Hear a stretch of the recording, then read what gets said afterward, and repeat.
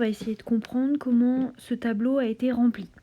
Pour le lapin, pour passer de 1 seconde à 3600 secondes, clairement, j'ai multiplié par 3600, 1 seconde, par 3600, ça fait 3600 secondes. Donc du coup, je multiplie 11 mètres par la même chose, c'est-à-dire par 3600. Et normalement, si je ne me suis pas trompée dans les calculs, je vais trouver 39 600 mètres, ce qui correspond à 39 km et 600 mètres. Donc là, clairement, on voit que le lapin est beaucoup moins rapide que le guépard. Maintenant, pour l'éléphant, eh bien, j'ai multiplié 60 secondes par 60. Et 60 secondes fois 60, ça fait 3600 secondes.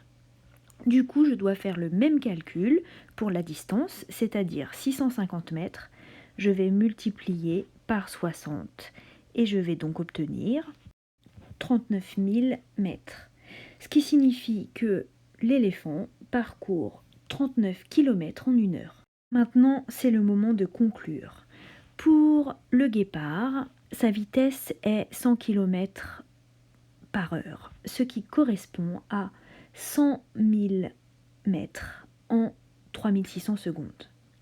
Pour l'éléphant, il parcourt 650 mètres en 1 minute, ce qui est équivalent à 39 000 mètres, c'est-à-dire 39 km, en 3600 secondes, c'est-à-dire 1 heure. L'éléphant parcourt 39 km en 1 heure.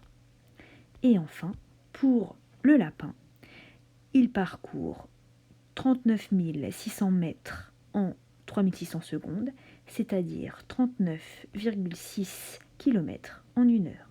Ainsi, et vous vous en seriez peut-être douté, c'est le guépard qui est le plus rapide.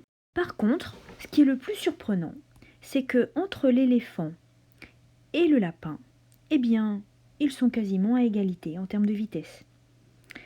Allez, maintenant, c'est à vous. Bon travail!